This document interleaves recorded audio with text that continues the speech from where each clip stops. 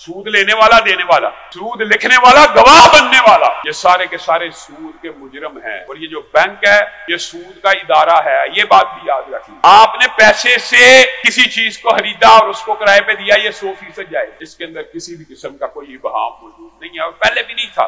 سامعین گرامی قدر، رسول اللہ صلی اللہ علیہ وسلم کے خطبہ حج کے حوالے سے چند گزارشات آپ کے سامنے رکھ رہے ہیں کہ رسول اللہ صلی اللہ علیہ وسلم نے جیسے ہی سورج کچھ ڈلا ایک عظیم الشان خطبہ ارشاد فرمایا، اور اس خطبے کے چند جو دباچے اور ابتدائی ہیں آپ کے سامنے رکھ دیے کہ تمہارا مال، تمہارا خون اسی طرح حرام ہے جس طرح تم سمجھتے ہو آج کا دن حرمت والا ہے، جس طرح تم سمجھتے ہو یہ شہر حرمت والا ہے، جس طرح تم سمجھتے ہو کہ یہ ماہ حرمت والا ہے۔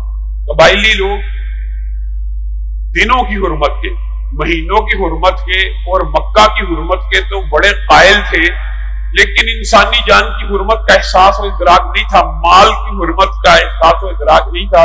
تو رسول اللہ صلی اللہ علیہ وسلم نے انہیں سمجھانے کے لیے انہی میں سے مثال دی کہ جس طرح تمہارے نزدیک یہ دن بڑے اہم ہیں، حرمت والے ہیں، اور ان میں کیے گئے امور کے بارے میں احتیاط رکھتے ہیں، تو جو جان اور مال ہیں ان کی حرمت بقیہ دنوں میں بھی ویسے ہی ہے جیسے ان ایام میں، اس شہر میں، اس ماہ میں۔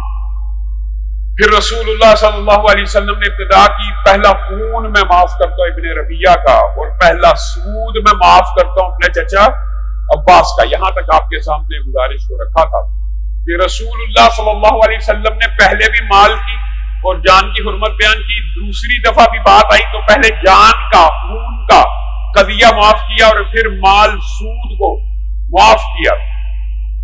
اور سود کے حوالے سے یہ بات یاد رکھیے گا کہ عرب قبائل میں انما البیع مثل الربا، اور یہودیوں نے بھی یہ پروپیگنڈا پھیلایا ہوا تھا کہ یہ سود کیوں حرام ہے، انما البیع مثل الربا، یہ تو بالکل تجارت جیسا ہے، اور تجارت اور سود میں آپ رسول اللہ صلی اللہ علیہ وسلم کو کہنے دیے کہ فرق کیوں کرتے ہیں۔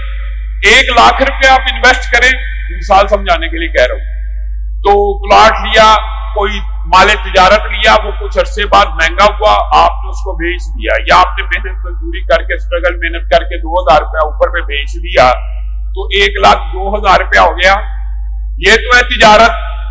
تو وہ یہودی کہتے تھے یہی 1 لاکھ روپیہ اگر ہم نے کسی کو قرض دیا اور وہ کاروبار کرے ہمارے پیسے سے، اور جب ہمیں لٹائے تو 2000 روپیہ جو اس نے کمایا اس میں سے 1500 ہمیں دے دے، 1000 روپیہ 500 روپیہ خود رکھ لے، تو یہ تو تجارت جیسی بات نظر آتی ہے، اس میں کوئی فرق محسوس نہیں ہوتا۔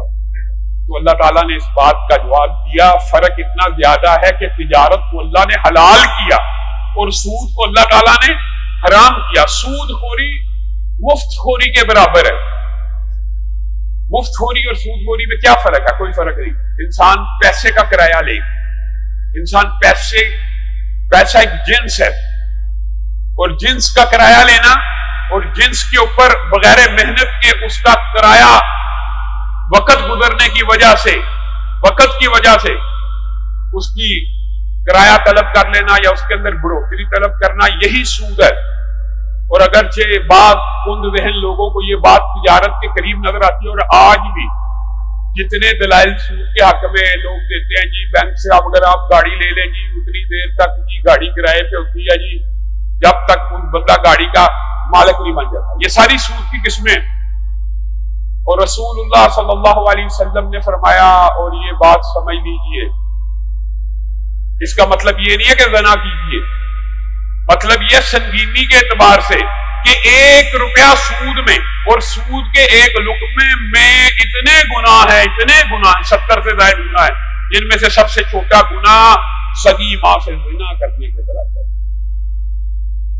اس حدیث کے سن لینے کے بعد بھی اگر ہمیں سود کا، اور میں آپ کو ایک بات بتاؤں، دنیا میں معیشتیں جتنی بھی ہیں، اگر آپ ان کی اصلاح چاہتے ہیں، آج بھی سود کو ختم کر دیجئے، مال زر غریبوں میں، امیروں میں عام نہ ہو جائے، اور تجارتی جو اموال ہے وہ لوگوں کے درمیان نہ بڑھے، تو اللہ رب العزت اور رسول اللہ صلی اللہ علیہ وسلم کی گارنٹی سے بڑی گارنٹی کسی کی نہیں ہے، اور اللہ اور رسول اللہ صلی اللہ علیہ وسلم کی دوسری گارنٹی بھی ہے۔ ٹھیک ہے، اگر تم باز نہیں آتے فَأَذَنُوا بِحَرْبٍ مِّنَ اللَّهِ، اللہ سے اور اس کے رسول سے جنگ کرنے کے لیے تیار ہو جاؤ، تو اللہ اور اس کے رسول کے خلاف جنگ جیتی جا سکتی ہے۔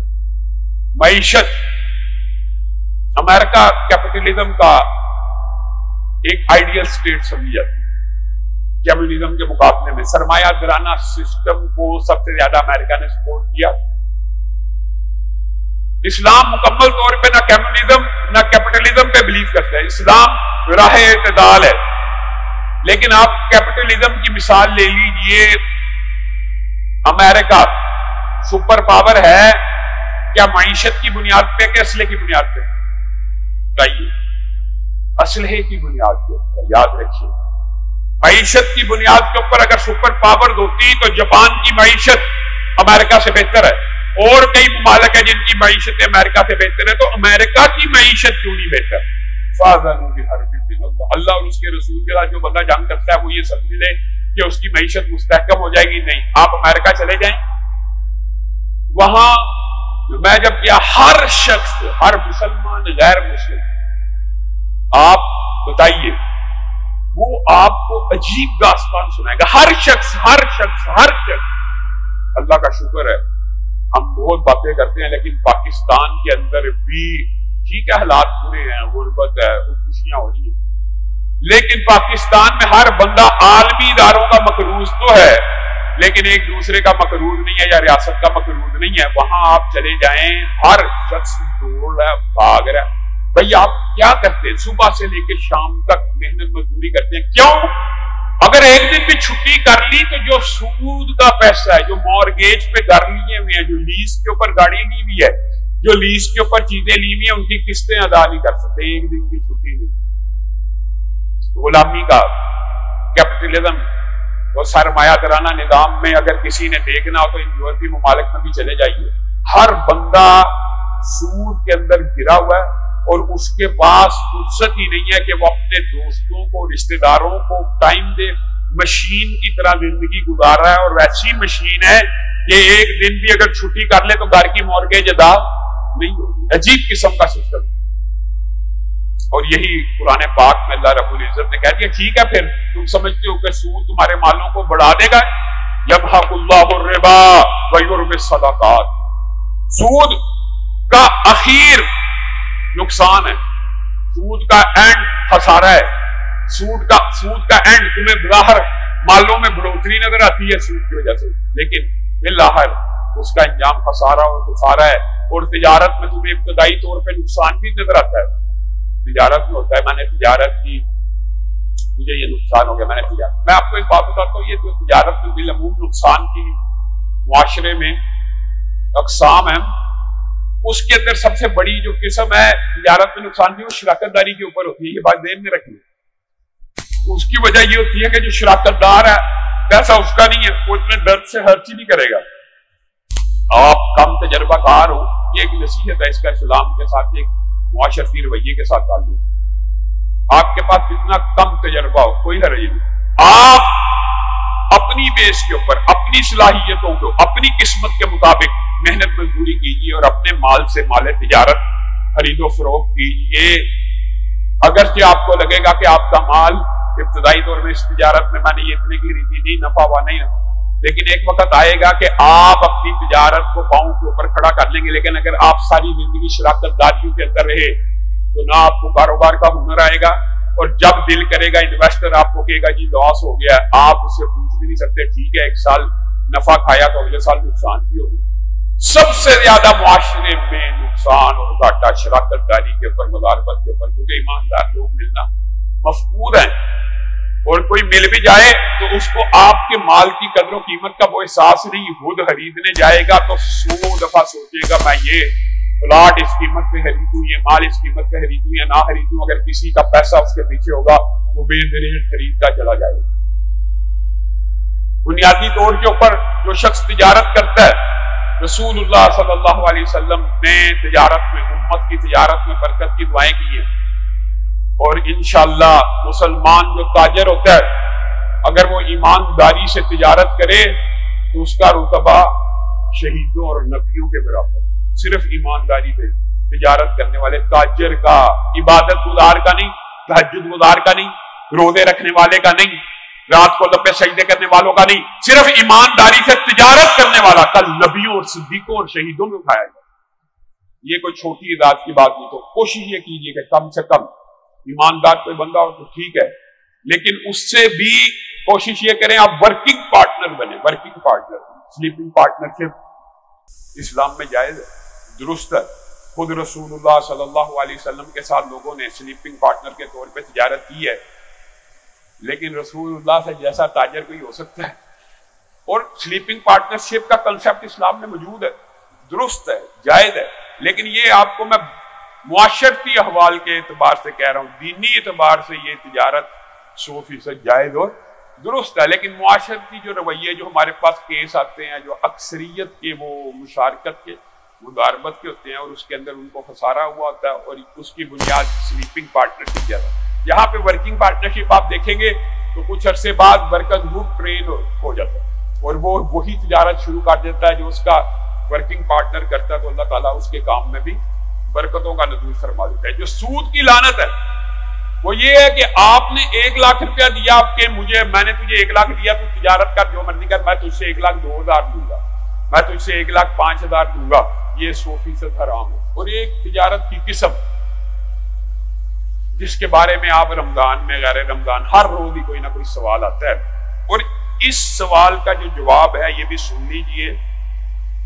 और इसके अंदर उलमा का इख्तिलाफ है, जो भी बंदा जवाब दे ईमानदारी और दयानत से देना चाहिए, और जो इख्तिलाफ हो उसको भी बयान कर देना चाहिए। मेरा ज़ाती नुक्ता नजर जो राजे मौक़िफ़ उलमा के उस गिरोह की तरफ है जो किस्तों के कारोबार में भी कीमत के उतार और चढ़ाव को हराम समझते हैं। मेरा रुझान उलमा के इसी मौक़िफ़ की तरफ है। लेकिन उलमा का एक गिरोह ऐसा मौजूद है जो कहते हैं कि एक ही तिजारत की किस्म हो, एक ही बै हो, एक ही बै, एक ही बै। जो लोग हलाल समझते हैं उसका भी मसला समझ लीजिए। बै तक़सीद इसको कहते हैं, किस्तों का कारोबार। किस्तों का कारोबार से मुराद ये मोटरसाइकिल 1 लाख की है नकद और उधार 1,10,000 की। किस्तों पे आप कारोबार करते हैं, हमें नकद 1 लाख चाहिए ही नहीं, हम आपसे एक साल की 12 किस्तें लेंगे, ये 1,10,000 की आपको देंगे। इस हवाले से उलमा के 2 मौक़िफ़ है। एक मौक़िफ़ ये है कि ये हीला है, बहाना है, ये बिल्कुल सूद है। 1 लाख रुपया बुनियादी तौर के ऊपर जो बैंक होता है या किस्तों के कारोबार करने वाले पठान बैठे हुए हैं जो टाउनशिप वगैरह में या इलाकों में, हर इलाके में होते हैं, वो भी मोटरसाइकिल नहीं बेच रहे होते, वो भी वॉशिंग मशीन नहीं बेच रहे होते, वो भी रेफ्रिजरेटर नहीं बेच रहे होते, वो भी असल में पैसा ही दे रहे होते हैं और पैसे का किराया ले रहे होते हैं। तो इस लिहाज से ये भी 100% सूद है। और ये हीला है कि एक जिन्स को, सिर्फ करेंसी की जिन्स को दूसरी जिन्स में कन्वर्ट करके एक हीला बहाना किया गया और लिया 1 लाख के ऊपर 1,10,000 ही है, ये तिजारत नहीं। और दूसरी उलमा की जो किस्म है वो ये कहते हैं कि एक बंदे ने कारोबार खोला और बेचता ही उधार पे है, नकद कीमत बताता ही नहीं है, बेचता ही उधार पे है और कहता है ये मैंने 1,10,000 की ही बेचनी है। अगर वो ताजर है तो ये 1,10,000 की चीज कोई बंदे को बारे में आती है तो ये खरीदना जायज है। ये उलमा का दूसरा मौक़िफ़ है जिसको मैं और बाद उलमा दुरुस्त नहीं समझते, क्योंकि रसूलुल्लाह सल्लल्लाहु अलैहि वसल्लम की हदीस वादे है। एक बै में, हदीस के अगर से लफ्ज़ एक बै ही है और उलमा कहते हैं ये एक बै के अंदर 2 कीमतें नहीं हो रही, एक बै में 1 कीमत है। एक बै जिसमें 2 कीमतें मुकर्रर हो, रसूलुल्लाह की सही हदीस है, तो उसके अंदर जो ऊपर वाली कीमत है रसूलुल्लाह ने फरमाया वो सूद है, जो नीचे वाली कीमत है वो हलाल है। ये बैन वही बात है कि एक बंदा के 9 नकद और 16 उधार, एक बै में 2 कीमतें मुकर्रर हो गई। एक बंदा किसी से कोई चीज लेने गया और उसको जाके कहता है नकद कितने की देगा, 1 लाख की, उधार 1,10,000 की। अब जो 1 लाख है वो तो रसूलुल्लाह ने फरमाया जायज है, हलाल है, जो ऊपर वाली कीमत है वो सूद है, हराम है, हराम है, हराम है। और इसी वजह से उलमा का ये जो गिरोह है उसका मौक़िफ़ हमें राजे नजर आता है कि बैउ तक़सीद के अंदर चाहे वो एक ही कीमत मुकर्रर कर रहा है लेकिन यही ले بات ہے، لیکن علماء کا دوسرا گروہ موجود ہے۔ کوئی علماء کے اس فتوے کے اوپر عمل کرنا چاہے تو علماء کا یہ اجتہاد موجود ہے، بات واضح کرنی چاہیے، صرف اپنا موقف نہیں بیان کرنا چاہیے۔ لیکن ایک بات یاد رکھیے گا، شک سے بھی بچنا چاہیے۔ رسول اللہ صلی اللہ علیہ وسلم کی ایک حدیث ہے، اگرچہ اس کی سند میں بھی کمزوری موجود ہے، کہ ایک وقت امت کے اوپر ایسا آنے والا ہے کہ سود اتنا عام ہو جائے گا کہ اگر کوئی شخص سود نہ بھی کھاتا ہوگا تو اس کے غبار سے ضرور متاثر ہوگا۔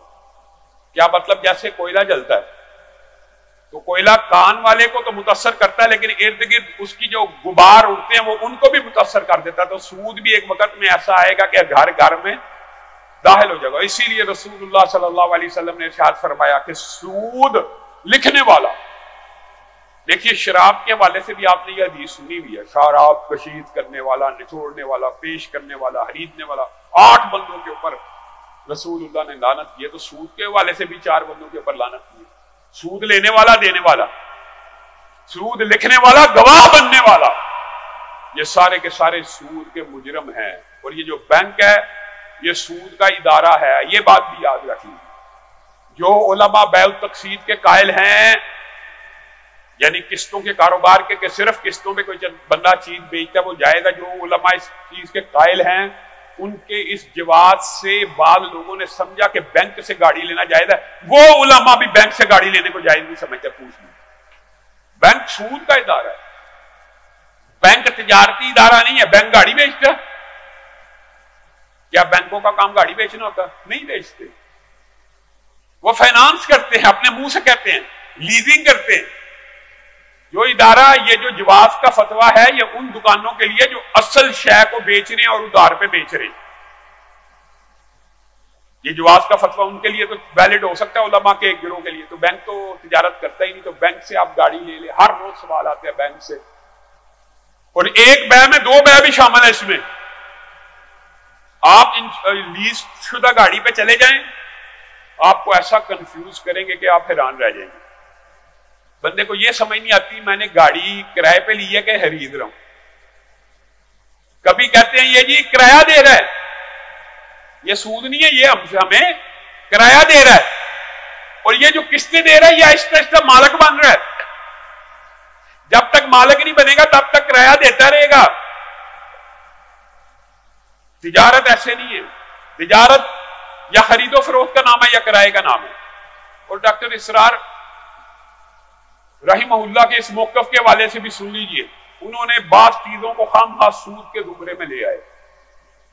اور یہ بات بھی یاد رکھیے گا، جگہ کا کرایہ، جنس کا کرایہ، جو چیز آپ کی پراپرٹی اور ملکیت ہے اس کا کرایہ لینا سود نہیں ہے۔ ڈاکٹر صاحب نے بعض شاذ موقف کے تحت انہوں نے سمجھا کہ شاید یہ جو پراپرٹی ہے یا اشیاء ہیں ان کا کرایہ لینا بھی سود ہے۔ ایسی بات ہرگز نہیں ہے، چاہے زرعی زمین ہو، چاہے گھر ہو، چاہے آپ کی گاڑی ہو، یہ آپ کی ملکیت ہے، یہ جنس ہے، اس کا کرایہ لینا 100% جائز ہے۔ یہ زر نہیں ہے، یہ پیسے کے کرائے میں شامل نہیں ہوتا۔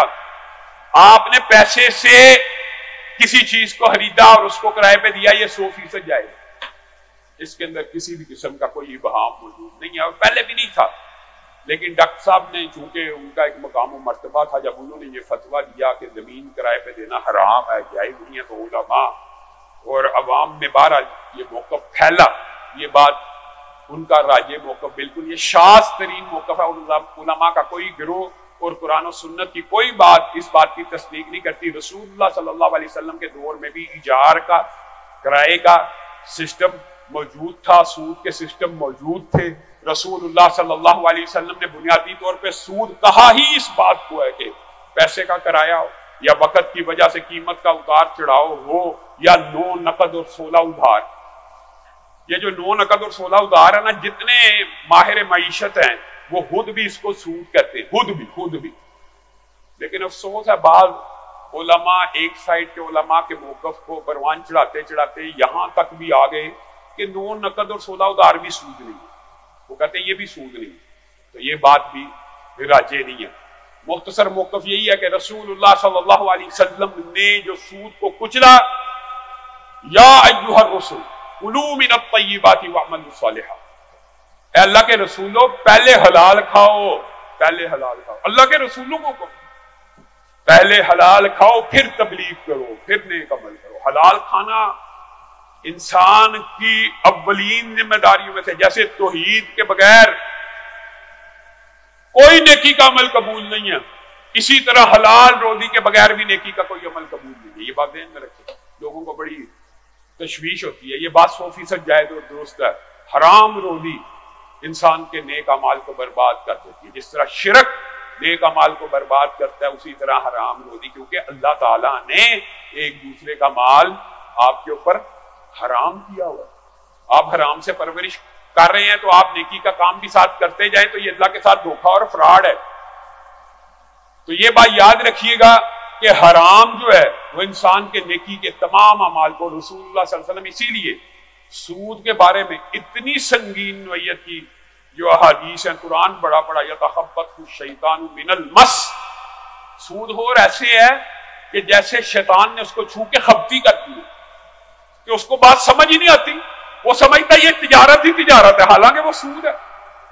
اور استحصال کا سب سے بڑا سسٹم اور سب سے بڑا چکر اور سب سے بڑا نظام سود کا نظام ہے۔ اللہ رب العزت کہنے والے کو اور سب سننے والوں کو اس سے محفوظ رکھے۔ اور ہاں، رسول اللہ اور اللہ تعالیٰ نے اس سے بچنے کے طریقے اور اجتناب کی بھی بہت بڑی ایک بات بتا دی، قرآن پاک میں بھی اور حدیث میں۔ کوئی بندہ خطیب کا، علماء کی وعظ و نصیحت سنتا ہے اور سود چھوڑنے کا ارادہ کرتا ہے، وہ کیا کرے؟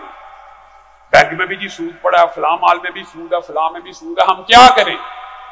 فَلَكُمْ، تمہارے لیے رأس المال پھر بھی اللہ رب العزت نے اجازت دی ہے۔ ہاں، جو کیپٹل تھا جس سے تم نے کام شروع کیا تھا وہ تمہارے لیے حلال ہے، باقی جو سود ہے اس کو نہیں لینا، نہیں دینا۔ اس کا کرنا کیا ہے؟ یہ بھی بات علماء سے سوالات ہوتے ہیں کہ جو سود کا پیسہ آ جائے نہ جانے میں، تو یاد رکھیے جو سود کا پیسہ آ جائے نہ جانے میں تو علماء کا ایک موقف یہ ہے کہ اس کو بھی نہ لیا جائے، اس کو وہیں پہ بینکوں میں پڑا رہنے دیا جائے، تاکہ آپ سود لینے والوں کے زمرے میں لعنت کا شکار نہ ہو۔ اور علماء کا دوسرا گروہ اس کا موقف یہ ہے اس کو نکال لیا جائے، ان کو نہ دیا جائے، بلکہ نیکی کے کسی کام میں بغیر ثواب کی نیت سے۔ اللہ تعالیٰ نیکی کے کاموں میں بھی حلال روزی پسند فرماتے ہیں، اور اللہ تعالیٰ طیب ہے اور طیب ہی کو قبول فرماتا ہے۔ انسان یہ سمجھے میں لوگوں سے دھوکہ فراڈ کر کے اور پیسے اکٹھے کر کے نیکی کے کاموں میں لگاتا رہوں گا تو یہ نیکی قبول ہو جائے گی، ہرگز نہیں۔ حرام روزی والے کی نیکی قبول نہیں تو حرام روزی نیکی میں قبول ہو سکتی ہے؟ یعنی حرام کھانے والے کی دیگر نیکیاں بھی اس وقت تک قبول نہیں ہوتی جب تک وہ توبہ نہ کر لے۔